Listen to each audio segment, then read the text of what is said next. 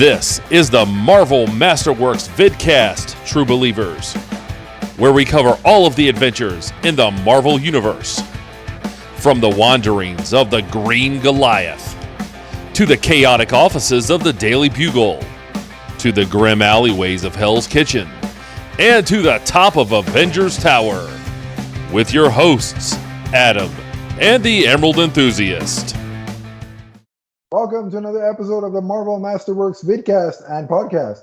As always, I'm your host, Adam, and with me is my co-host, the Emerald Enthusiast himself, Donnie. Donnie, how's it going?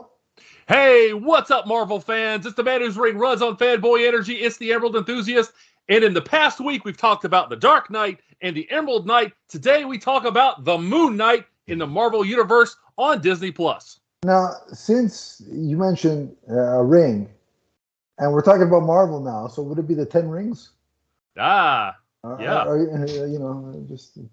I'd throw that out there. But for the viewing audience, you can see we have a returning guest.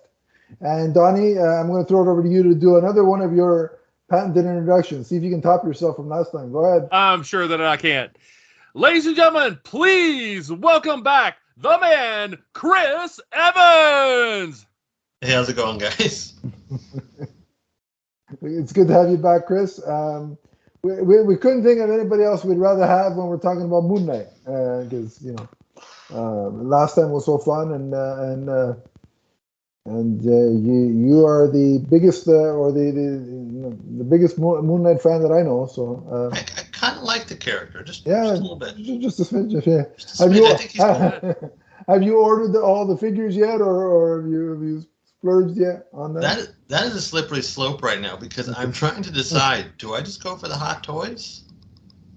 You know what? With the way Marvel Legends are creeping up, it won't be long before they're the same price as Hot Toys. I think the standard Moon Knight is $28 now American, I believe. Uh-huh. It seems like there's an impending Spider-Man wave. It seems like Marvel Legends are now their standard price is going to be $29.99. Yeah, and some of those 2-packs, I saw the Venom one is insanely priced. It's like $77.99.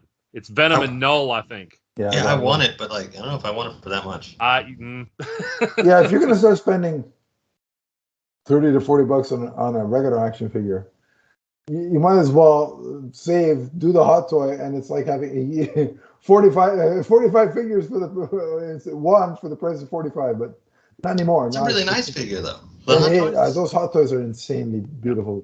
Yeah, the Moon Knight one is amazing. Yeah, they're great. So I'd recommend, if you can get one hot toy in your life, I would say do it. I'm planning on my big hot toy purchase is going to be the Michael Keaton Batman whenever the Flash movie comes out. I may be 95 by the time I get this toy, but what the hell. I mean, that's 95. You can still enjoy it. Yeah, for a few months at least. Leave it to your kids. But, knowing my luck, I get to the figure and then kick the bucket 5 minutes later. Anyway, as I'm trying to get it out of the box. But anyway, so what we're going to do is we're going to talk a little bit of Marvel news because it's been a while since we've done a Marvel Masterworks episode. So we'll do a little bit of catch up on news. And then we will get into our main attraction, which is the Moon Knight series so far. That's right. The first 4 episodes we're going to talk about. Yeah, indeed. So, First thing in terms of order of when they released was the next upcoming series on Disney Plus, which is Miss Marvel. Yeah. They released a trailer. Mm-hmm. The interesting thing for me about Miss Marvel is, look, I know absolutely nothing about the character, which will be a benefit because this is one that I can go in totally blind and just either enjoy it or not enjoy it. But it's cool because it is the producers of the show, or the showrunners, if you will, probably a better term because Kevin Feige is the producer, but the showrunners of the series are the duo that directed the Batgirl film. So that is a cool little Marvel and DC shared connection. Yeah. But what are some of our thoughts on this this trailer? Chris, let's throw it over to you.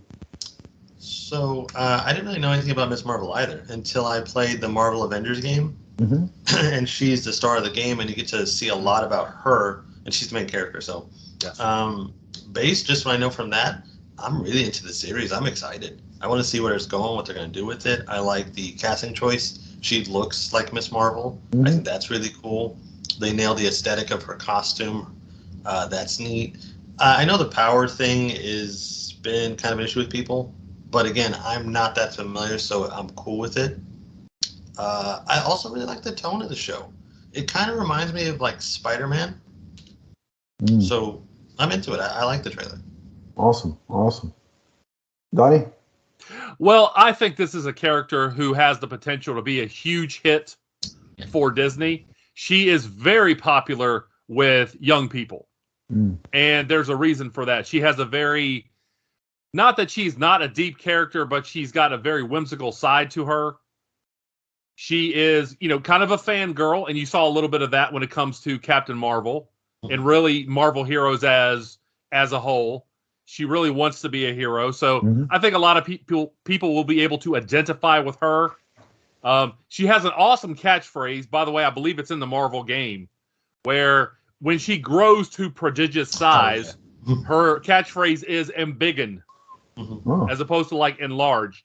That's actually been added to the Webster's Dictionary in the last couple of years. Oh, good. Because so many people know that. Kamala Khan, again, groundbreaking, obviously, due to her ethnicity. I think a lot of people will look at this and say, hey, this is a character who, people will identify with that. There will be some young girls who will identify with her. And then a lot of people who would just look at her and say, yeah, this is a very, kind of funny character. You talked about Peter Parker a little bit, Chris. I think there's a similarity in the early, the days of that journey with Peter Parker. Because she looks like she's in high school and she's trying to figure out her place in this world. Yeah, it does feel like that. Awesome. Yeah. For me, I thought it was very interesting. First of all, the actress is born in Canada, so her background, her ethnicity, but she's born in Canada, so I got to support the homegirl. That's first and foremost. Unless it's revealed that she's a Montreal Canadiens fan, then I'm out. That's the first time I think you ever said homegirl on this podcast. So. Really? Well, I'll change that or not. If people don't like it, I won't use it. But she is what she is. So I got to support her on that front. But one of the things that I sort of felt from the trailer is that it really captured that high school, teen perspective really well. Like it felt, true to that age group. Whereas, years of watching certain types of shows, you've got a 20-something playing a teenager. Tom Welling, I'm looking at you. And anybody on the CW pretty much that was supposed to be in high school, they're really mid-20s, late 20s, perhaps. But this feels like she's age appropriate, and there's just an authenticity to it. In terms of the certain shots in the trailer, it felt like they were trying to mimic, because they had word bubbles on top, or thought bubbles, I should say. They were really trying to capture the visual look of a comic book, which I really like that aspect of it. That the last time I think that was done to that extent was Ang Lee's Hulk, which I thought was very bold of him to try that. So I got to give him credit for when he did that. Of course, I didn't have a podcast at the time, so I couldn't give him credit back then. So I'm doing it now. But so that I enjoy that aspect of it. And Donnie, you mentioned there's a bit of whimsy with the character, and that comes across in the trailer. And also, it seems like there's going to be a little bit of an emphasis on the family dynamic. And from what I know, from what I've been told, because I've never read the comics, so I'm not going to sit here and lie. But what I've been told, that is very true to the comic, is that the family is a big important thing to it. And this has an added layer to it, because of the ethnicity, and that's something that isn't really highlighted on television or in film that much. That ethnicity. So good on this show for doing that, and I think that's why it's going to be big, because I think that people in that group are really going to gravitate towards it. Look, we're seeing ourselves on screen, which is cool. But the last time, a superhero show that really leans into family being an important thing is Superman and Lois, and that's been really successful. And so, if Miss Marvel can tap in to some of that, then success. Then Marvel and Disney Plus have a winner. And then, Chris, you were saying about there's some sort of controversy with the powers, because people are complaining that she's stealing, or it's too much like Green Lantern and blah blah blah. And it's like, okay, but Marvel doesn't have a Green Lantern, so it's not like and unfortunately, currently there isn't one on screen DC wise. So how does that make it different from DC? Yeah, you can't. Well, I get the point though. I get what they mean. I mean, you're used to a character's powers being a certain thing, and then it is different. But there was also like somebody pointed out, like we as fans, we go shot by shot sometimes in a trailer. We've all done it. Oh yeah. Absolutely. And there is one where it looks like she is just stretching or something. Okay. So there is a shot of it. So more like Mr. Fantastic than anything. Yeah. Yeah, her power, I believe, is more like Mr. Fantastic. Yeah, at least that's what it is in are, the game. Yeah, they're similar to that. Okay. Now, I've mainly read her in ensemble books, but I've never seen energy coming out from her. No. But that doesn't mean that, number one, that doesn't mean that it won't work. And number two, we don't know if maybe that's the first initial phases of her powers, and then they change. Well, there's also the bracelet thing. I think it's a bracelet, or is it a ring? It's a bracelet. I think it's bracelets, yeah. Yeah, that's new as well, because, in the comics and whatever, she is an Inhuman. Right, she's an Inhuman, yeah. So this is, now she has a power gauntlet. Yeah. So that is a big change. If I remember correctly, go ahead. That I get, for sure. That's a change. But again, given Marvel's position of, where they are with mutants and Inhumans and where the status of that is in the universe, I mean, they kind of were forced to either let's introduce the Inhumans now in this series, and that is when you're trying to build a solo series around this Miss Marvel character, to also now bring in the history of the Inhumans in a 6 to 8 episode thing, that's a lot of lifting to be done. The character could get lost in the shuffle. Also, Marvel, yes, it was ABC, but still had an Inhumans show, and it didn't go over well with much of anybody. So I can get Marvel Studios wanting to still distance themselves a little bit before broaching that subject again. Yeah. And if I remember correctly, her powers manifested she was out running on the street, and she was hit by that mist that interacts with Inhumans, ends up in a cocoon and bursts out of it. So they'd have to if that happened right away, people may have questions if they're not familiar with the Inhumans. Right. So, right. Yeah. So maybe they're going in a little bit different direction. It doesn't mean that they're not going to do right by the character, though. My thing is Marvel's always, made little some sorts of changes, Marvel Studios, to adapt some of these properties. And so, as long as with anything, whether it's Marvel, DC, or whatever property you're adapting, as long as the core essence of the characters are present and respected, then I've really got no issue with changes of that nature. Chris, is there a scene in that game where she ends up fighting MODOK or a Sentinel, or MODOK controlling a Sentinel? MODOK is, it looks like Sentinels, but MODOK is part of the final battle, and it's a, if I remember correctly, it's a fallen Kree soldier or something. Oh no, yeah, that's what it was. A Kree I think that's what it was. Yeah. It's been a long since I've finished that game, but yeah, she interacts with MODOK for sure, and I want to say it's a Kree sentry that looks surprisingly like a Sentinel. But that's what I remember. Yeah. Cool. Yeah. Cool. But again, I think this Halloween you're going to see a lot of kids running around with giant foam hands, screaming and biggin. I hope so. And that's a good thing. I hope so. want to do that at like a McDonald's or Burger King drive-thru now. Like if I want larger fries, I'm going to yell that into the speaker. I don't know how they haven't secured that yet. That needs to be a thing. I'm going to try. I didn't know that. Thank you for that piece. That's a good idea. Get some synergy going. That's a great idea. Yeah, I mean, remember there were McDonald's and superhero tie-ins back in the day.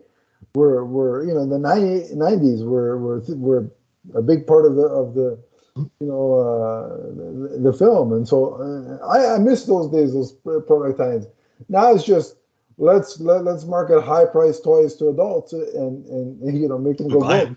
Yeah, I know, but hey, if we gotta go broke, so the parents of little kids who gotta buy them Happy Meals, and why should we be the only ones going broke? But no, I think it's cool, and I'm looking forward to it, and it should be a fun series and a fun addition to the universe. So I'm definitely on board to check it out. Speaking of additions to the universe, much to the delight of fans that were impatiently waiting, and making a far bigger deal than I think it needed to be, the trailer for Thor: Love and Thunder, or the teaser trailer for Thor: Love and Thunder, has arrived. And I know people, the reason why I say people are making a bigger deal, I saw a post last week about this is a record for shortest time between a Marvel film release and its first teaser. And I'm like, I think as fandom in general, I miss the days when, oh look, there's a trailer, and like you didn't expect it to come on a certain day, and people weren't dropping. Oh well, I'm hearing on the 15th of this month the trailer's gonna like. There are so many trailers that I saw in a movie theater watching another movie, and I had no idea said other movie that I saw the trailer for was coming out. Like Batman Forever, I saw the trailer in the theater. And I was like, oh, there's another one, good. And why is Batman not Michael Keaton back then? But whatever. But, there wasn't this extensive debate of when is the trailer? Was there something wrong? Why isn't it coming out? So I kind of miss those days. The whole discourse made me miss those days. But nevertheless, the trailer is here. So let's talk a little bit about it. Chris, some of your thoughts on the trailer? I was not one of the ones that was really waiting for the trailer. I did think it's surprisingly late in the game for them to release a trailer, but we are in COVID times still. It's pandemic times. Exactly. So things are different. Yeah. That said, I like the trailer. I don't love the trailer. Not because I'm not excited for the film, but it kind of just showed me the things I was not excited about. Well, let me rephrase that. The things I expected from it. We just saw Thor doing his thing. I was hoping to see more of Jane as Mighty Thor and more. Right. I want to see gore, really. I was waiting to see Christian Bale's gore. So this trailer, while it was cool and all, it didn't really move the needle for me. I'm still there day one, no matter what. But I just wanted a little bit more out of it. But it's a teaser. It did its job. I'm in. Yeah. Donnie? I was excited by it. I really think there's a lot left on the table for Thor. I don't think he's at the point where, Tony and Steve, where they came to kind of an organic end. With Thor, there's a lot left to say. There's a lot left to explore. And I just like this idea that, again, he looks like he's interacting with the Guardians. Obviously, he talked about, the Jane Foster version of Thor. I think that's going to be very popular with people. And I like this idea that Thor has, because I believe that this is based at least in part on Unworthy Thor. That's the source material. And so he's at this place in time where he's not sure where he wants to go. He's at a crossroads. And I like this idea that somebody's trying to work things out. And I think it's going to be enjoyable. I would still like to see Beta Ray Bill. Still like to see the Wrecking Crew. I don't know if any of those characters are in the movie, but nonetheless, I think it'll be good. So, for me, the trailer looked fun. I mean, the visual aesthetic I really liked. I thought some of the shots were really beautiful. There's one that they pulled right out of the comic that I can recall. A cool shot for me was seeing Thor running through the forest at different ages of his life, and you see the classic comic book costume, which I'm like, oh, that's cool. That was so cool. I saw a really funny meme about that, though. It talked about, childhood as he's running with enthusiasm through childhood, and then he gets to adulthood, and like he's surrounded by like fire and molten lava. It's like once you reach adulthood, you realize. It's an accurate depiction of growing older. That's for sure. So I liked seeing that little glimpse of him in classic Thor garb. Here's my stance on. I feel I have to say this in order to get my point across of the trailer. I like Thor as a character. The comics that I started reading, not religiously, not all physical, some are digital, but whatever. I started reading Thor back in the Straczynski days, and I haven't read a bad Thor run yet. Jason Aaron's been on that book seemingly forever, and he's killing it with the character. So I like the character. In terms of the movies, the first Thor is my favorite Thor so far. Thor 2 was a misfire. Thor Ragnarok is one that there's a lot to enjoy. Taika Waititi's visuals, as I talked about with this teaser, are great. Him getting the humor out of Chris Hemsworth is like that's a side of Chris Hemsworth that's really come to the forefront. My biggest gripes with Ragnarok are the way the Hulk was handled. Let's be honest, the Hulk's been a joke ever since.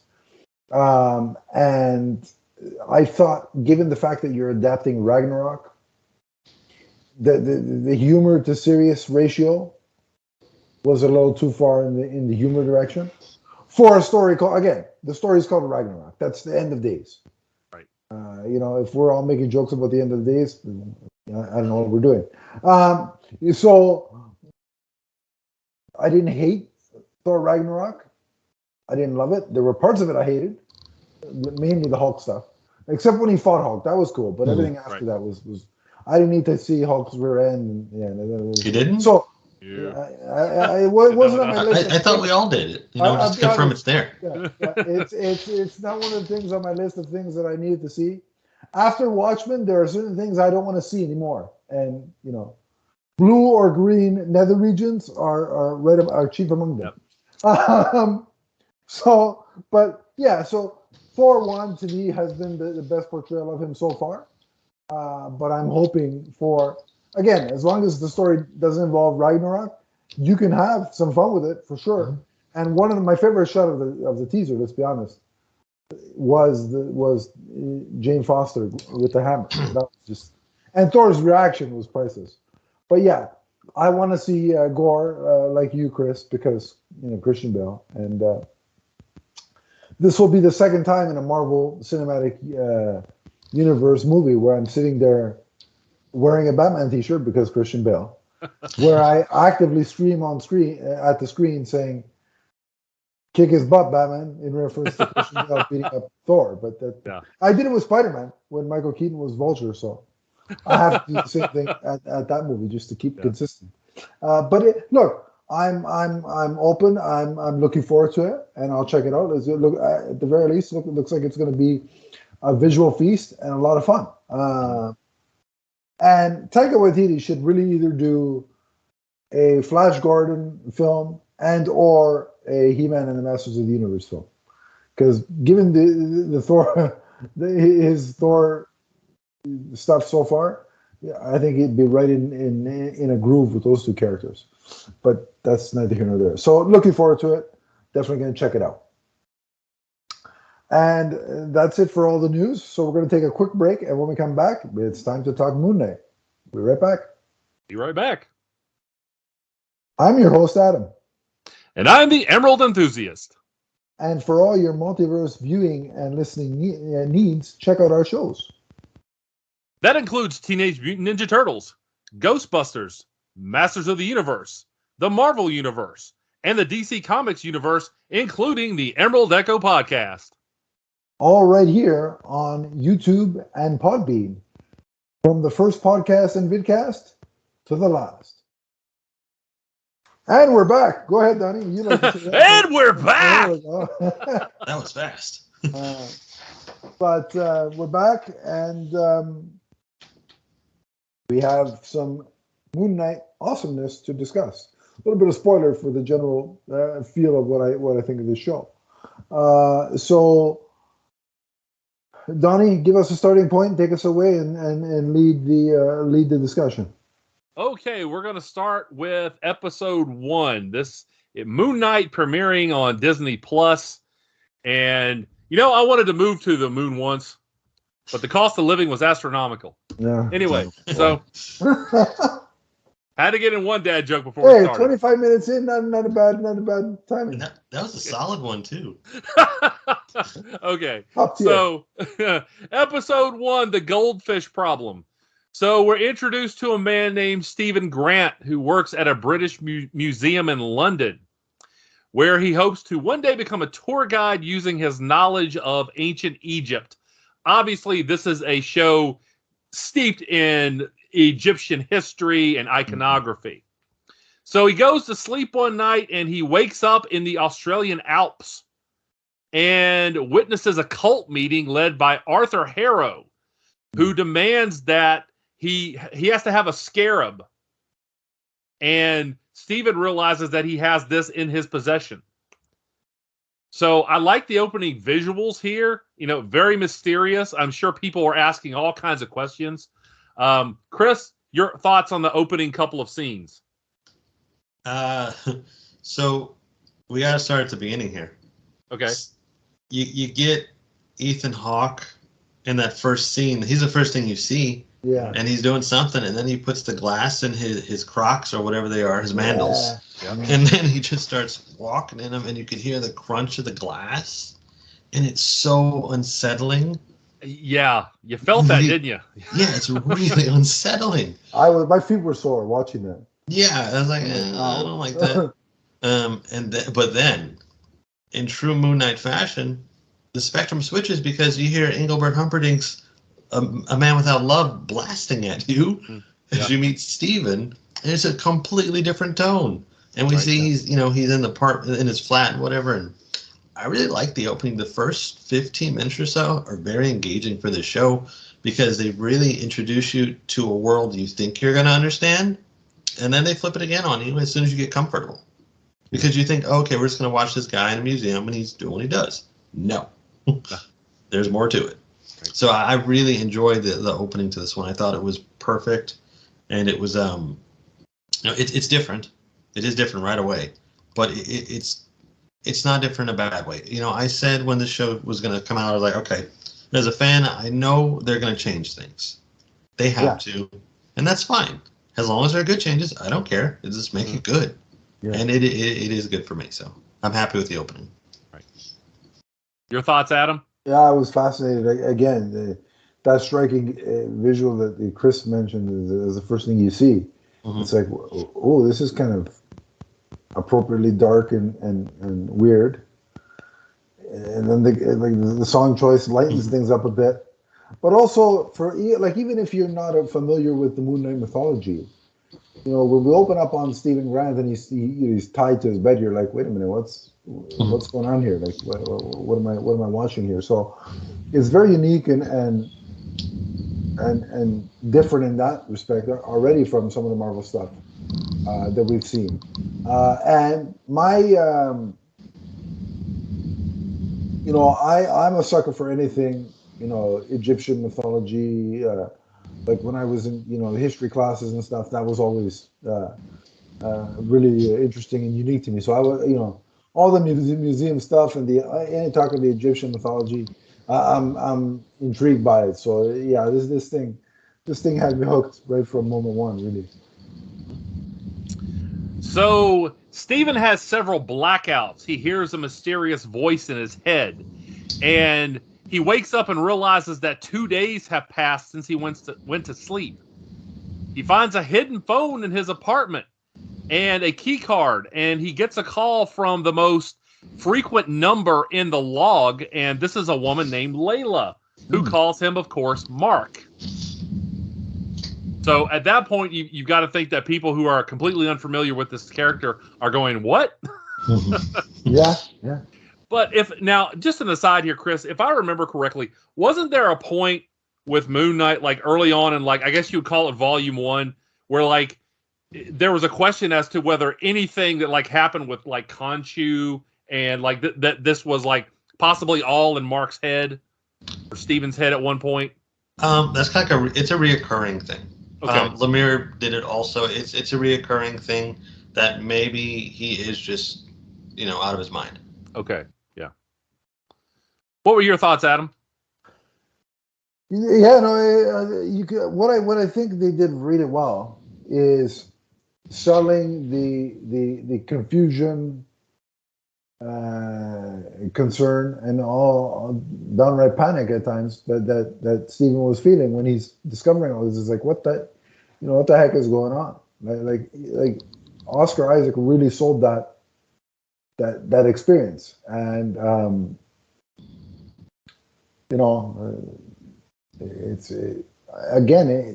to me, it's for an average person watching this. I mean, sure, that'd be confusing, but it's also intriguing because you want to know what is going on here. Like, what am I watching, right? So it works twofold. But really, the main thing is right away, Oscar Isaac was selling this whole scenario. Like in these early scenes, set the table for. Can he sell this? Because if he can't, this show's not going to work, right? And he did right off the hop. So the next day at work, Grant is introduced to Harrow. He's confronted by Harrow at this point, face to face, and Harrow reveals that he's a servant of the Egyptian goddess Ammit. So Grant that night is forced to remain at work due to being late, and at the museum, Harrow summons a creature that to me kind of looked like a jackal, kind of looked like a wolf. I don't know, maybe Chris knows what that's called. But as he's running from this, he sees his own reflection, and his reflection is speaking back to him with different mannerisms, in a different voice. Obviously, this is Mark Spector, and he's like, hey, give me control, which is a phrase that we're going to start hearing a lot. And Grant agrees to this, and he transforms into Moon Knight right there, and we see him beating down this jackal character. So, Chris, give us a little knowledge on what we saw there, sir. That was definitely a jackal, which Moon Knight does come in contact with. Okay. It was a jackal. That scene was... so this episode had a few bits where I just lost it. The inner Moon Knight fan was going ballistic. Yeah. And this was one of them, that first reveal, and it's not exactly a reveal at first because we see the new symbiote kind of suit takeover happen. Right. And then we just see the jackal trying to run from him, which is one of the most Moon Knight things ever. It really is. So you see the jackal, and then from behind, we saw that shot in the trailer where he's just pummeling it. But when he turned around, I was like, that is Moon Knight. Yeah. And I just lost it. Yeah. Bad CGI aside, I didn't even care. I was just so excited to see my guy on screen. I really thought it looked good. I always questioned whether a character that was almost completely, gleaming white could work on screen.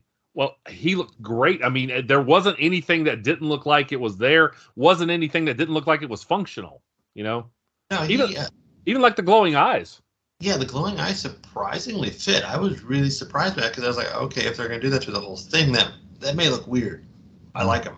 I think it's a cool change. And the suit they chose for him was only, as far as I know, was only used in one book. And the director, I guess, just liked it, so they stuck with it. But it looks really good. They of course improved upon the original suit, but it looks good. Yeah. No, I definitely like that aspect of the role reversal where, Stephen Grant was being chased by this creature, Mm-hmm. and then Moon Knight, appears, and it's a complete role reversal, which is really, really cool. The parallel of that, and again, that beatdown scene we saw in the trailer, but it's just as it's even cooler when you have the full context of the scene. And when he turns and it's Moon Knight, it's like, yeah, all right, this is badass, and then it fades to black, and I'm like, damn it, I want more, and I want more now. That was my opinion exactly. Like, no. Yeah. So that was a very, a really strong hook to get me, and I'm sure a lot of people, even the casuals, to be like, well, now I got to come back for episode 2 to see what the heck is going on. Yeah. So, perfect way to end episode 1. Yeah, for sure. How do you guys want to? Do you want to rate each episode individually, or how do you? We'll leave it up to our guests. What would you like to do, Chris? It's not fair because I would give every episode a 10 at this point. I guess maybe thumbs up, thumbs down, maybe. But even then, all thumbs up for me. So well, no. Let's see. Let's do each individual episode. So do a letter grade. Chris, go ahead. Yeah, I give it an A. Awesome. Yeah. Donnie, where you at? For me, an A+. It really pulled me into the world of Moon Knight in live action. Yeah, for me, everything Donnie said, but an A, only because they left me wanting to see more Moon Knight, and I'm like, come on, now I gotta wait 7 days. What is this nonsense? I have no patience. So yeah, A. A for me. All right, so episode 2, Donnie. Where we going? Episode 2, Summon the Suit. So the museum security cameras are reviewing the incident from the night before, and Steven is trying to convince them that all the damage is from this fight and that he had been chased by this jackal, but this character does not appear on the footage. So he's fired for the damage to the museum. He uses the key card to access a storage locker. Within this is the scarab. At this point, he speaks again with the reflection, which is, again, another identity within the body. And he introduces himself as an American mercenary named, of course, Mark Spector. And he also identifies himself as the current avatar of Khonshu, the Egyptian moon god. So, thoughts on the early couple of scenes in this episode? I love the way this one opens, and Steven, he's watching he's looking over that guy's shoulder. Wait till you see this. You're going to see it. And then it doesn't happen when they're waiting for the jackal to come onto the footage. Yeah. And the look on Oscar Isaac's face in that scene is just perfection. And I think that you guys touched on it, but Oscar Isaac is a driving force in this series. Yeah. Because you can hang on to mythology and the books as much as you want, but unless you have an actor who can really grasp it and run with it, it's not going to hit. This is hitting, and it's because of him. And it shows even more in that scene in the storage unit when they're talking to each other, and it's like two different people speaking. Yeah. Even though it's one guy, it's two different people. Right. Yeah. Everything has changed. Yeah. Yeah. And that was just a really interesting scene on its own because that's a new thing. Mark to have kind of a hideout that's away from everybody and everything. That's cool. And then of course Khonshu shows up, and I absolutely love Khonshu in the series so far. Yes. And the way he talks to Steven, I love it. The idiot is in control. Right. It's amazing. You know what that reminded me of, actually? Reminded me a lot of Venom. Yes. Yeah, he sounds like Venom. Yeah. Definitely some parallels, yeah. Feed us. That's kind of what it sounds like. Yeah. And my concern for this was that they were going to dumb down Khonshu, not that Khonshu wouldn't be intimidating at all, and that's not been the case. This is a much darker series than a lot of the other Marvel series have been. Oh, 100%. Not that there's not plenty of humor, but the atmosphere and the themes with which they are dealing, they're pretty dark here. This is not for young kids, I would say. I don't know. I think a kid can. Well, I'm talking about a very young kid. Yeah, like we're not gonna get like the 5-year-old crowd, but like a 10-year-old, sure. But the younger kids, there's nothing here for them. There's nothing here for a 10 and under, I think. Yeah. And Khonshu might be scary to them. Yeah, a 3-year-old, I would have had nightmares about Khonshu. Oh yeah. Worm. Listen, The Undertaker freaked me out when I was a kid, so imagine I saw this when I was a kid. Adam, I'm coming for you. Yeah. Summon the suit. The idiot's in control. That's what people say about me all the time. Is that they're not the ones to take control. Yeah, to me, again, Oscar Isaac is he is, like Chris was saying, he is the be all and end all of this show, in the sense that, like, that storage unit, it is really two people. The last time I got that feeling of the same actor playing two people was, and I know some people are going to say, oh, bless me, how can you compare the two? But wait a minute. I'll never forget, there's a scene in, let me make sure I think it's Superman 1. I knew exactly where you're going to go. When Christopher Reeve was about to tell Lois that she's getting ready to go for a hamburger or whatever the hell they were supposed to go for, and he's about to tell her that he's Superman, and so he takes off the glasses and he straightens up, and then as he realizes that she's coming back in, he puts the glasses on and slouches back down. In that moment, I'm like, okay, I can get why people are fooled by this disguise because of what he just did. Yeah. And I believed he was in that moment that he was Clark Kent and Superman were two different people. That's the last time I felt that one actor was playing two different people, until Moon Knight. So kudos to Oscar Isaac for this performance. It's fantastic. Also, did you see how tricked out that storage locker was? There's a cot in there, there's gun, there's weaponry, there's money, there's all kinds of... Yeah. That's a cool little... and again, I mean, he's not going to have... if you're a mercenary, you're going to have a number of things, Yeah, so. of course. It's a nice safe house. Definitely a nice safe house. Yeah, that's what he is. It's more like that. And... but yeah, no... we started getting answers, to the questions that left off episode 1, but all that to say, we're also left with more questions at the same time. So at this point, Stephen is confronted by Layla, who is Mark Spector's wife. She does not seem to be aware of Grant's existence at all. Yeah. And however, they're arrested by police officers working for Harrow. Now, at this point, Harrow, we get a little bit of the backstory here, reveals that he was previously the avatar for Khonshu until he started to buy the philosophy of Ammit to prevent future harm. Not to punish the guilty, but to act beforehand. And that's what we're going to hear a lot about that. So he explains that he wants to use the Scarab to find Ammit's tomb and resurrect her so he can purge humanity of evil by wiping out everyone who has or will commit evil deeds. So that's pretty heavy. What do you think about that, Chris? I think it's a cool plot point, but at the same time, I kept thinking of the Winter Soldier. Because if you remember, that was the plan in the Winter Soldier. Mm-hmm. That was the big point of it. We're going to eliminate all these people because they have a bad thought, basically. Yeah. And it's funny because there was even like the possible Moon Knight connection in that when they have what was his name, Stillwell? Yeah, Sitwell, I think, was it? Sitwell, okay. When they had him on the rooftop and said, there's an Egyptian reporter. And they were talking about people with powers and stuff, but anyway, that's a whole other thing. Yeah, the plan is cool to me, and I think the fact that it's a god wanting to wanting to do this, that's cool. It's something we haven't seen before.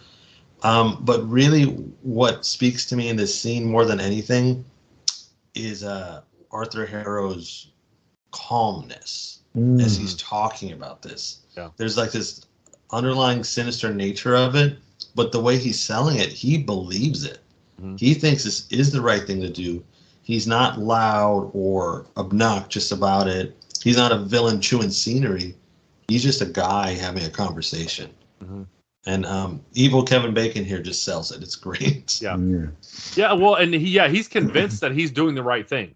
Mm-hmm. He's not the villain in his mind. He's doing the right thing. And those are often, a lot of people say that those are the best kind of villains, the ones that they don't think they're evil, they think they're doing the right thing, right? Like you look at Magneto. Why has he survived all this time as a great villain? Because in Magneto's mind, he is doing the right thing. Yeah, he's a great example. Yeah, and also, Ethan Hawke, like you said, I mean, he's got to put in a hell of a performance to sort of hold court with Oscar Isaac, and he does. And it's what it is. It's what you were just saying, Chris. That calm, relaxed, quiet way of speaking. Like he's not yelling. He's not. I liken it, if you want to use wrestling analogy. He's the Jake the Snake of characters. He's very soft. he just tells you what he's going to do. And now I can totally see him going, "Trust me." No, but it's if you think of it, it's true. It's like he's not yelling like Ric Flair or Hulk Hogan. Yeah. And he has a bag of snakes. It's his cane. Well, there you go. That's what I mean. Now the next episode, all I get to see is Jake the Snake. Yeah. If he tells you to go to the center of the room, don't do it. Don't do it. Beware of the DDT. Yeah, no. So it's I just it's that calm way of speaking that is even more creepy than if somebody's yelling and doing a scene chewing monologue.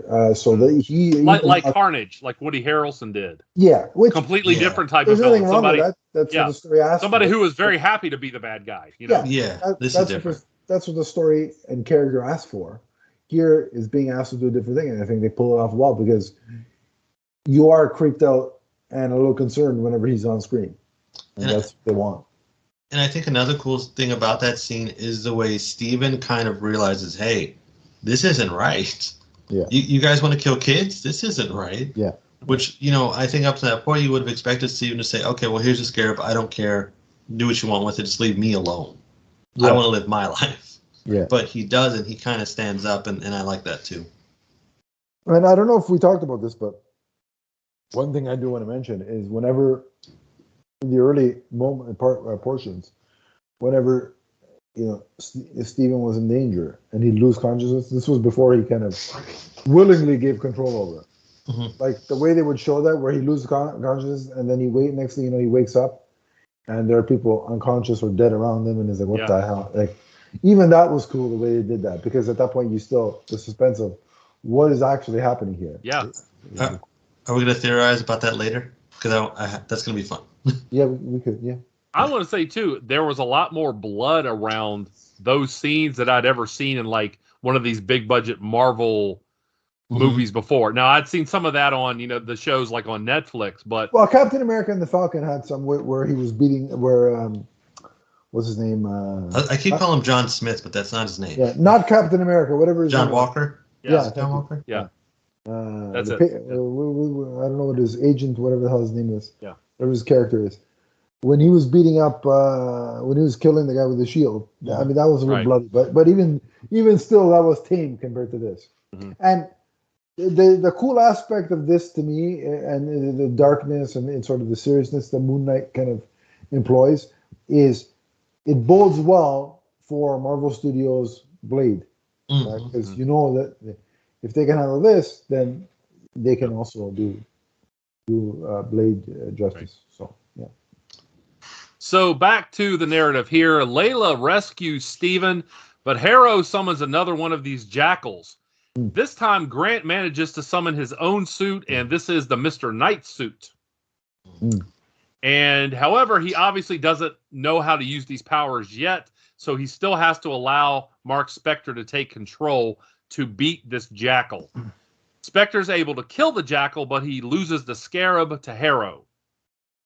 Khonshu then threatens to claim Layla as his next avatar if Spector fails to stop Harrow.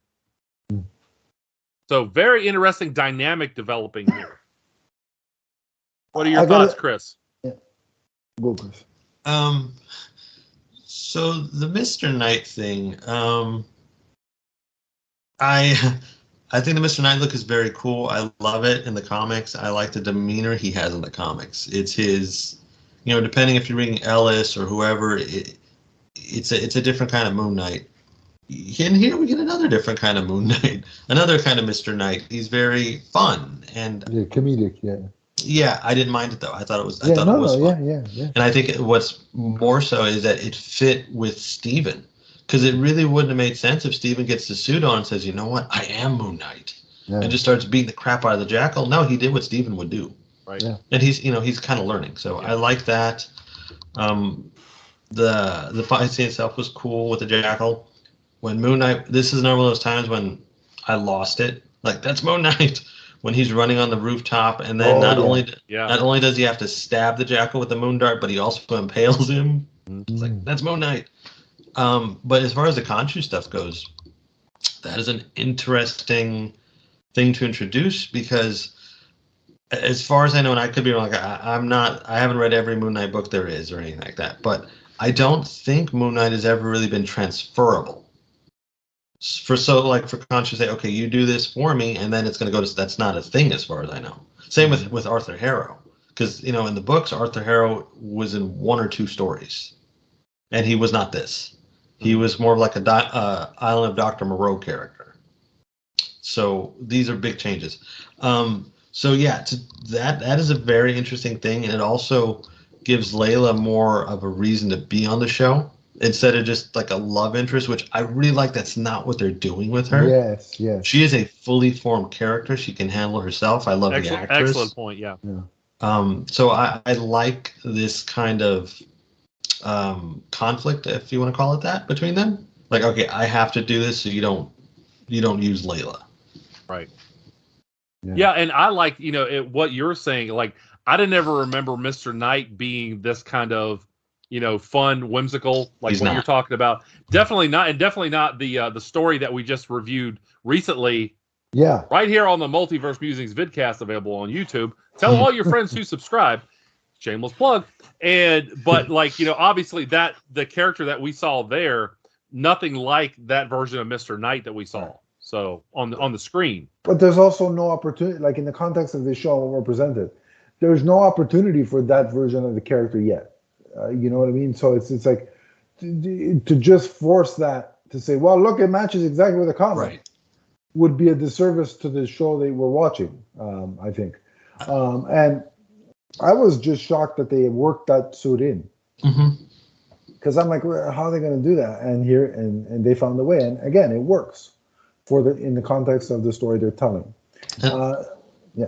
Oh, I was going to say, and I think what they're going to end up doing is he's going to be more like the McKay Mr. Knight, where he is just kind of that's when he's not confrontational. Yeah. I could definitely see that. But also, I really like, just the stuff we're talking about with Layla. I'm really enjoying the character, and, just the stuff that she has to work through, kind of witnessing all this. And, before she just thought that he wanted a divorce and he was stepping away from her, but here we've got a scenario where she has to figure out how to deal with all this in the midst of this harrowing life and death situation. So it's very cool, and like Chris was alluding to, she's not just a damsel in distress or a love interest, and that's important, and we need some of that. So yeah, I dug that stuff as well. So do we now rate this episode? Let's go ahead and rate the episode. So okay, Chris, you first, sir. Excuse me. Hey. All right, Adam, you go ahead. Poor Chris is choking. We'll let him collect himself. I'm going to give it a solid A as well. I like it.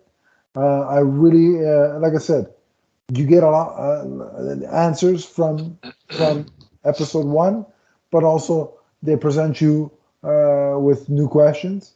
They also give you a strong female character, which is good to see, and the Moon Knight action in this, steps it up from the first episode, and that's what you want. So solid A again.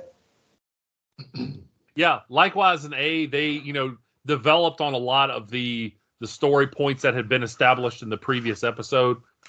Again, having a lot of fun with this series so far. Yeah. The only thing I would say is that I think that they should have had these 2 episodes released at the same time. I think that would have worked better for people. Maybe, yeah. Okay. Yeah, I could see that. Okay, we're on to episode 3, The Friendly Type. So, Harrow and his cult discover the location of Amit's tomb in the desert. In Cairo, Spectre and Steven both experience blackouts while trying to track a lead to where Harrow is. Now, after failing to gain information, Khonshu decides to call a council between all of his fellow Egyptian gods and their avatars to warn them about the plans of Harrow. But Harrow is able to convince them that this accusation is not true. So, early thoughts, gentlemen. Chris, you okay to start, or you need me to start? I think I'm good. It's just kind of going to fluctuate here. I think I'm good, though. This was really cool because, first of all, that fight scene with, or actually, this one opens with Layla in the passport, right? Yes. Yeah. I like that too because it goes again to make her more of a fully formed character instead of, like we were saying, just a one note or something. So I like that. I like the Marlene reference in that scene too. My little scarab, that's a Marlene reference. Yeah, I really like that. And then the actual fight scene with Mark and the Egyptian gang, I guess. Yeah. Right. That was pretty brutal compared to what I thought it was going to be. Like, he did hold back, but it was still cool to see it. It was very much like Jason Bourne, or kind of felt like the Daniel Craig James Bond fight. Yeah. Something like that. I enjoyed that. But I think the blacking out, that's where I got the most excited, because most fans know there's 3 personalities. There's Mark, Steven, who we've met, and then there's Jake, who we have not seen yet. Mm-hmm. And so at that point where Steven says, or Mark's saying, Steven, what did you do? What did you do? And so you're like, I didn't do that. Mm-hmm. Yeah. I was I thought we were on the precipice at that point of seeing Jake, but it didn't happen. So yeah, I was like, okay, cool, we're finally going to see Jake. Jake is here, but we don't see him, which is fine. And we get that cool moment between Mark and Khonshu. He'll talk. Well, I thought he'd talk. The guy just cuts his own tie. You do a good voice there, man. I like it. Oh, I've been studying Khonshu. I'm a follower now. Praise Khonshu. I really enjoyed this opening. This one is actually, not to get too far ahead, this is my favorite episode so far. And mine too, I was just going to say that. But yeah, for me, the stuff with Layla, we get, again, I liked it as well. You get a little bit more of her motivation, why she does what she does, why she chose that profession. I think that's really important. Also, the whole fake passport thing shows that she's very capable of getting what she needs to get things done. The fight scene, I like those analogies that you chose with Jason Bourne and Daniel Craig's James Bond. Good analogies there. And the minute he starts blacking out, if that both of them start blacking out, if that was an indication, the brutality, the further brutality, like, this seems like the most brutal he's gotten to this point. And so you're wondering, wait a minute, now what's going on? Like, he's progressively getting more volatile, more physical, and so more dangerous. And so that's another clue as to something is off here. This isn't just the same 2 guys battling for control that we're used to. But again, me being a sucker for Egyptian mythology and all that kind of jazz, imagery, everything. That where Khonshu and the other gods kind of hold court with their avatars. That was a cool scene. That was really cool. Yeah. Both in the context of the story, but just visually, just looking at that. Yeah. Cinematography on that in those scenes. I mean, this is the stuff. This is what I mean. This is taking you into another area of the Marvel universe that we've yet to see, and like we've dealt with aliens with you in this franchise with Thanos and Chitauri and all the we have dealt with gods on Norse gods, but they're kind of like how can I say? I don't want to offend anybody, but I want to say more familiar. They're like sort of mid-tier level gods, if you will, right? Right.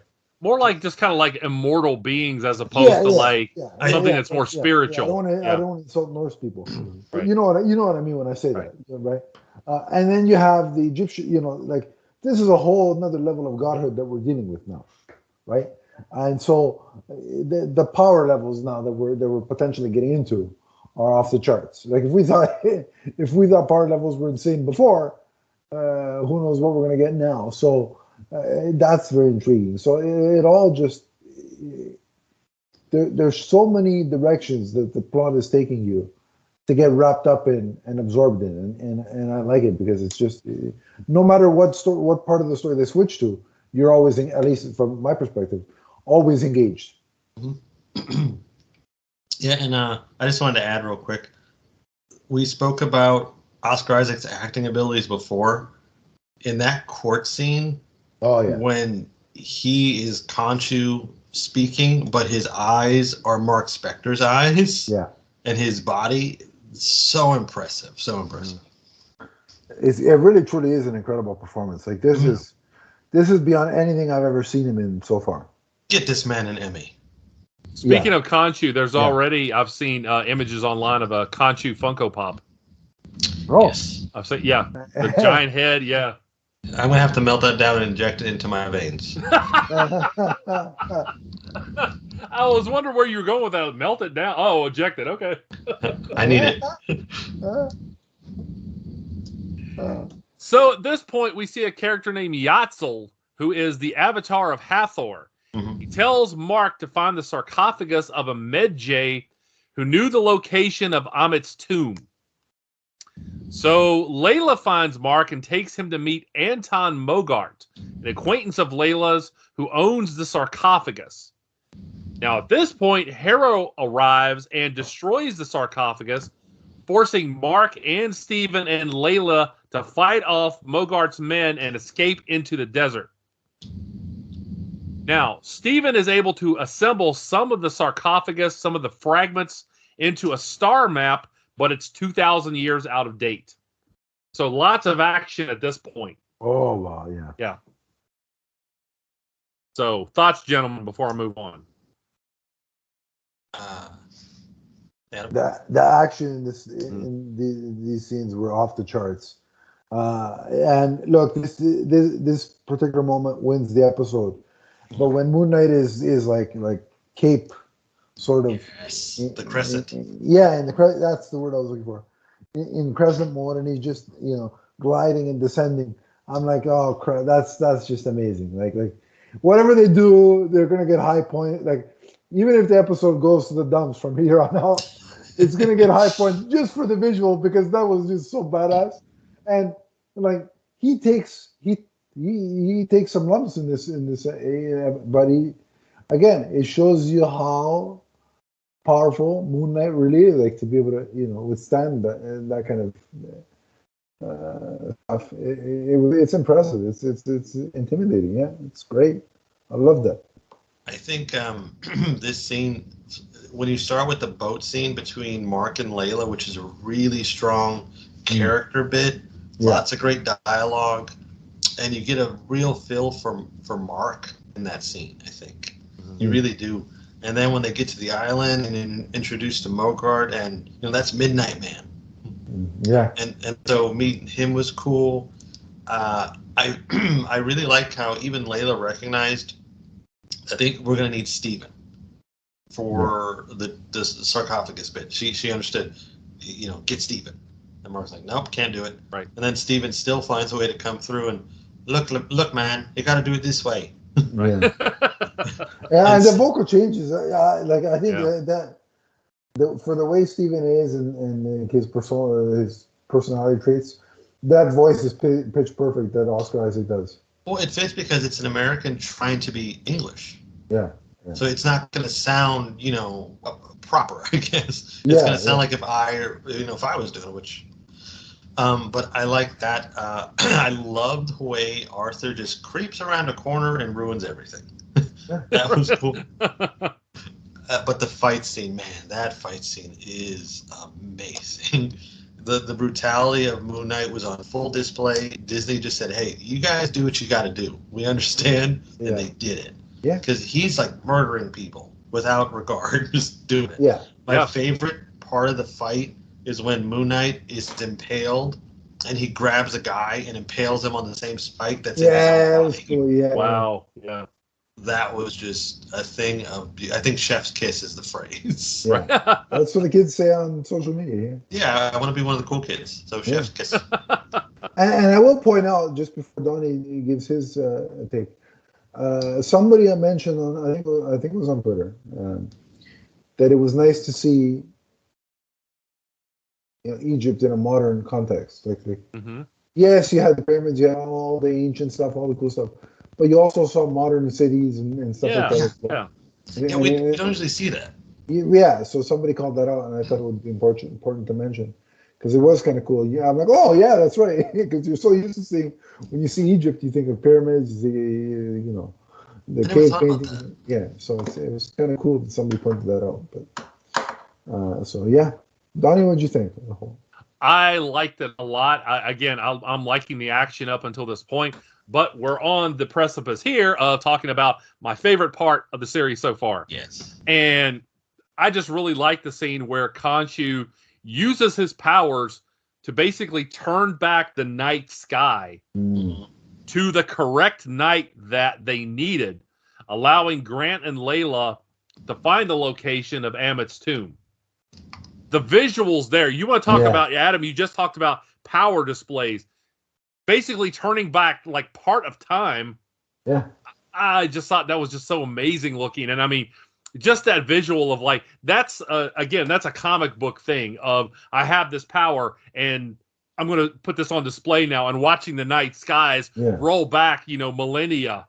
I just thought that was really cool. So I actually think, and I know I'm hyperbolic when it comes to this show, and I have to hold back a little bit, but I think that is when you get the wide shot of what he and Mark, he and Steven are doing with the sky. That is one of the prettiest shots we've seen in a Marvel property.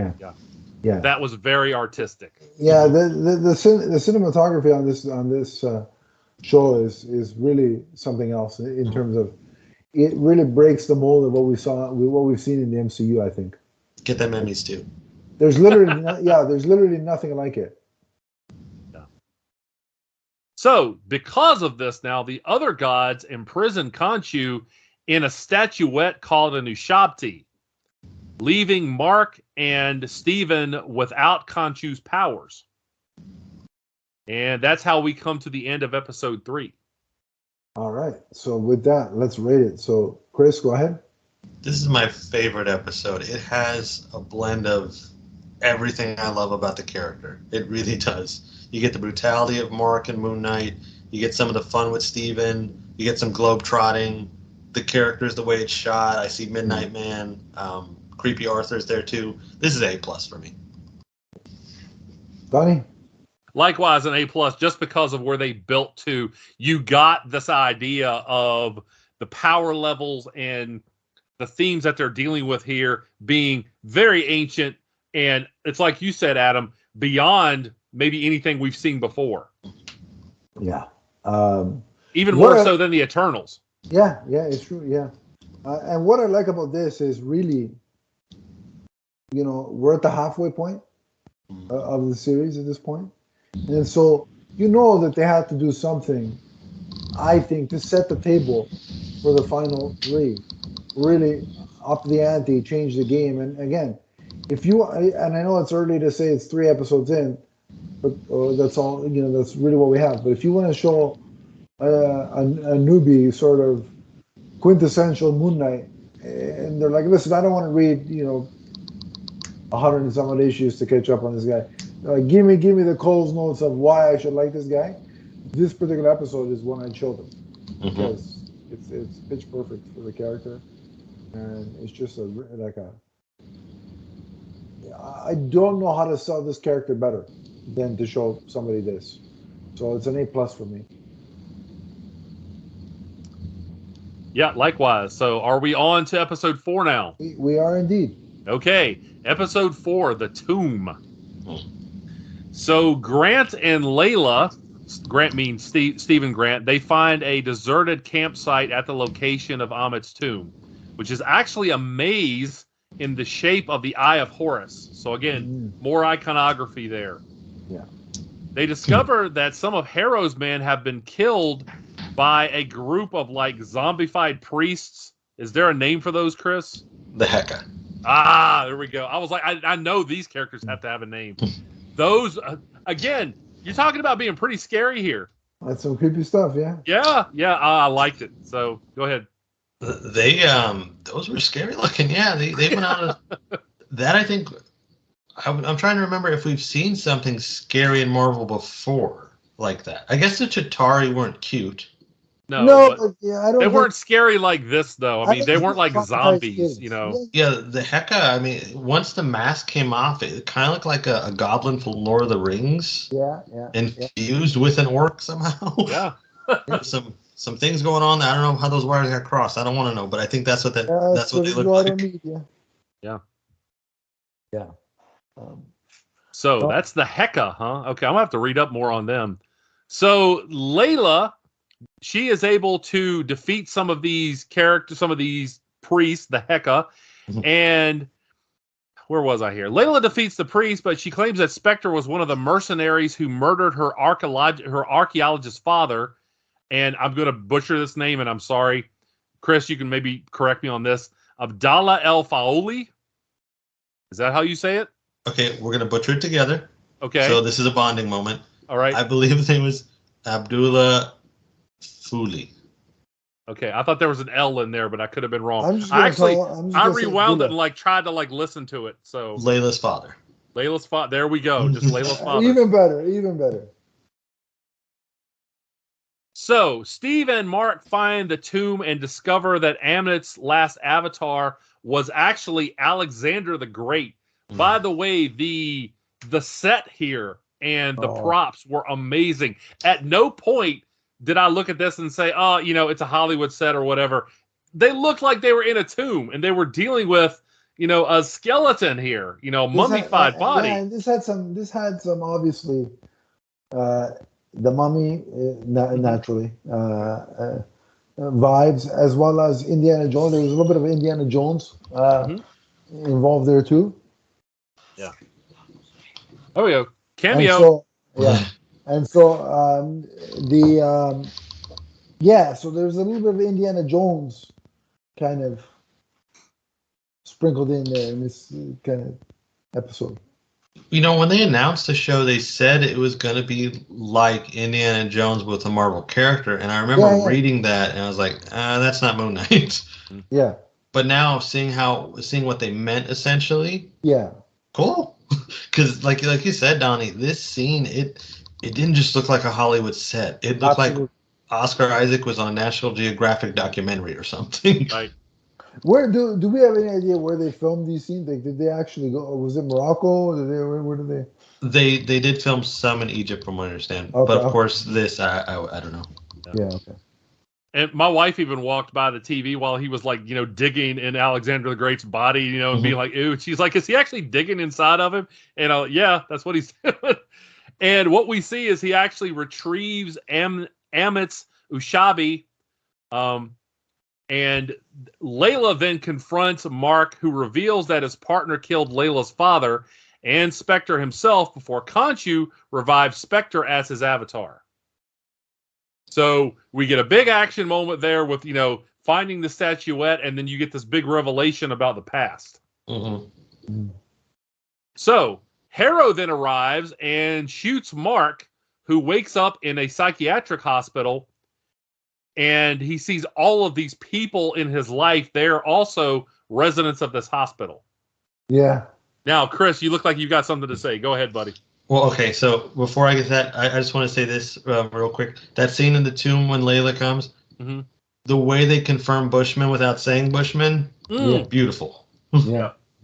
Beautiful. Because I don't think we're going to see him. We don't need to. They just covered it. We're good. I'm sure we'll get more details about how it happened, but that's fine. So I watched this show at 2 a.m. my time because that's when it hits Disney Plus. I'm too excited. I can't wait till the next day. It's Moon Knight. I got to do it. Right. I was exhausted this night. It was my birthday that day. I was out all day. I was exhausted. One eye open. Happy belated birthday, buddy. Thank you. Yes, sir.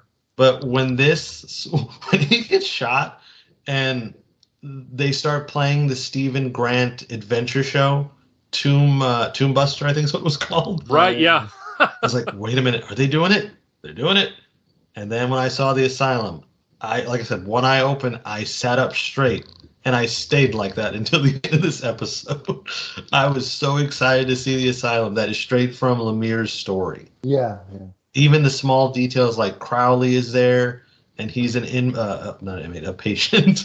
Right. Layla, of course, is a patient. You see, Harrow's cops are the orderlies that deal with him, which is straight out of the book. Yeah. And even Harrow himself, being the psychiatrist, is kind of straight from the book, because in Lemire's run, the therapist is Amit. Oh, okay. Sorry if I spoil that for anybody. No worries. But, I'm sorry. Spoiler alert. It's for the book though. This is different. So just seeing Ethan Hawke, and he brings that calm again, even in this setting, and he's even creepier somehow. I love it. Love this scene. This was fantastic. Right. So what we see in the asylum actually at this point is that Mark and Grant are separated. Yeah. Two different people at this point. And they also see a second sarcophagus with someone else trapped inside before being greeted with a giant hippopotamus head figure who just says hello, and they both scream, and that's how the episode ends. Now, I took a lot of like ancient religions in college. I was familiar with this character, I think at least from mythology. Now, Chris, has Taweret ever showed up in the comics? Yeah. I didn't remember ever seeing Taweret. This is new. Yeah. There was actually an Easter egg in the first episode. You saw like stuffed hippos with like that headdress on. Yeah, they planted the seeds. Yeah. For all this stuff. I'm sure we'll get to that, but they planted the seeds for her to show up. And also, her CGI is really good. Oh, yeah. It was great. Yeah. So just a quick primer on her. She is the Egyptian goddess of childbirth and fertility, also of rebirth. So that may be not DC Rebirth. She might like that too. But I mean, like rebirth. But yeah, that may be why she is there, is, to kind of be the mechanism that brings, Mark and Steven back to life. So, yeah. I didn't know that's what she was for, actually. That's cool. Yeah, that could be why she is there. And it was pretty cool seeing them separate. And again, must have made the acting jobs for Oscar Isaac even harder, because it's basically when he's just the one person with the different personality taking over, he's still filming one scene, right? Pretty much. Here he's going to film the same scene from two different perspectives as one, and then he's going to probably do the other part with a stunt double standing in between it. So I can just imagine how insane that was for really. Again, I cannot give this guy enough praise, because and this episode takes it to another level, the performance. I think I read that he actually didn't have a stunt double when he was doing it, so it was just him filming the one part alone. Oh, wow. And then he would film the other part alone. I think that's what I read. Oh, wow. That's even more insane. Mm-hmm. Because you're really looking at, he's probably looking at a tennis ball or something, whatever. But yeah, still. Some kind of, cue. Yeah, Hey, look, some this is kind what of you're mark, supposed to look at. Right. Yeah, green X or whatever the hell. Right. But whatever. Still, exactly. It's a hell of a performance for sure. You know what? The tone is completely different, but with the whole asylum stuff and I know it's from the Lemire run. I've read a bunch of that, so I know that. But in terms of TV, I got flashbacks to, there was an episode of Smallville way back when. I think it might even be called Asylum, where Clark thinks he's in an asylum, and everything that he knows is something in an asylum. Mm-hmm. So kryptonite is literally, the mineral, the scientific thing, right? Mm-hmm. And Jor-El is not his fault. It's an orderly or something that works. So I got those kind of vibes. I mean, it's totally different, but it's the same kind of parallels to that with this episode. But yeah, like the tone shifts in this episode are insane. It reminded me of the time, and there will be a lot of people who don't get this, but the time that Ric Flair ended up in an asylum and he found Razor Ramon there. Anyway, so the wrestling references are full force today. Yeah. And we have a wrestling podcast, so Donnie, if you want to listen to the wrestling podcast, we're going to. You can listen to that right here. That's the Way Back Wrestling Mania podcast right here on YouTube. We recently did WrestleMania 38. Indeed, yeah. So no, this another strong episode. So I guess anything else to say, or we can go ahead and rate it? Go ahead. They also did the so in the Lemire run, Steven and Mark have that hug in the comics. Yeah. They recreated it. That was really cool. Awesome. I just really like that you don't know what's real anymore. Like they've confirmed, we don't know what's real. Who knows? Yeah. It's fascinating. Also, Chris, I love your hat, by the way. That looks awesome. Thank you. It is an awesome hat. All right. With that all being said, let's give this episode a rating. Donnie, where were you at with it? Likewise, an A. I mean, there hasn't been anything that I've seen so far that I'm just like, they could have done a lot better with that. Little things here and there, but this looks better than I'd ever hoped. And now I don't have the history with the character that somebody like Chris does, but I have read some Moon Knight in the past. I was concerned about how some of the things were going to come off, and they're delving deeply into the psychological aspect of this. Yeah. I was really concerned that they were going to go in an Incredible Hulk direction where they take all that and just kind of dumb it down, rarely address it. That's not the case here. They're doing this right. Yes, I would agree with that. For me, it was a really good episode. But because the previous was so good, and I'm not gonna lie, that some of that asylum stuff had me confused. I'm like, what? I gotta wake up and pay attention here. So I'm gonna give it a slight less grade. It's an A-. It was still great, but mainly because the last episode was so damn good that I don't know if anything could have preceding it could have topped it. So there we are, A-, but still great. Chris, what was? I give this one A because, like I said, the previous one is my favorite, and I think it's an excellent episode, but that one still wins for me. Yeah. But this episode, they did so many cool things, and they addressed so many different aspects of the character with just going full on into Lemire's stuff, which I was not expecting. Well, I kind of was, but not like this. Yeah. So that was cool to see. I think what maybe holds it back from the A+ for me is I missed Khonshu and I missed Moon Knight. Okay. I did notice that the first episode where you didn't see the transformation. You didn't see either one of them. There was no Khonshu, no Moon Knight. That's true. Yeah, that's true. So for me, this is an A. It is an excellent episode, though. Yeah. All right. Well said. That brings the episode to a close. Moon Knight is fantastic, and if you're not watching it, you should be.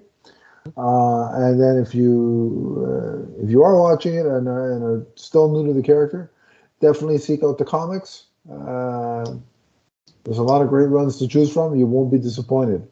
Also, come back here for part 2 of Moon Knight on Disney Plus. And Chris will be back with us in a few weeks' time to discuss the final 2 episodes of the series. But in the meantime, if you want to talk to any of the 3 of us on social media, you can. So, Chris, where can they track you down? You guys can follow me or find me at thatchris70 on Twitter. But I would prefer you follow the podcast I do with my buddy Emmett Davis. Sorry, I just got tongue-tied. Emmett Davis over at G of the Geeks. Awesome. Yeah, definitely check out that podcast. It's great. Donnie, go ahead. Tell them where they can track you down. You can find me on Twitter as the Emerald Enthusiast. You can also come to my YouTube channel and watch lots of product reviews of things like you see behind me here. Let's talk comics. Let's talk collectibles. Let's talk Moon Knight. Let's talk Green Lantern. And if you want to find me, you can on Twitter at Adam_LeafsFan. You can also find the show has its own sort of Twitter handle. It's at MMNPDC. We have a Facebook group, which is listed in the link. It's somewhere in the description below. Click that. I'll add you. We can continue the conversation there. But until next time, remember that Moon Knight is forever. From the first transition between Stephen Grant and Mark Spector to the last. So long, everybody. So long, everyone.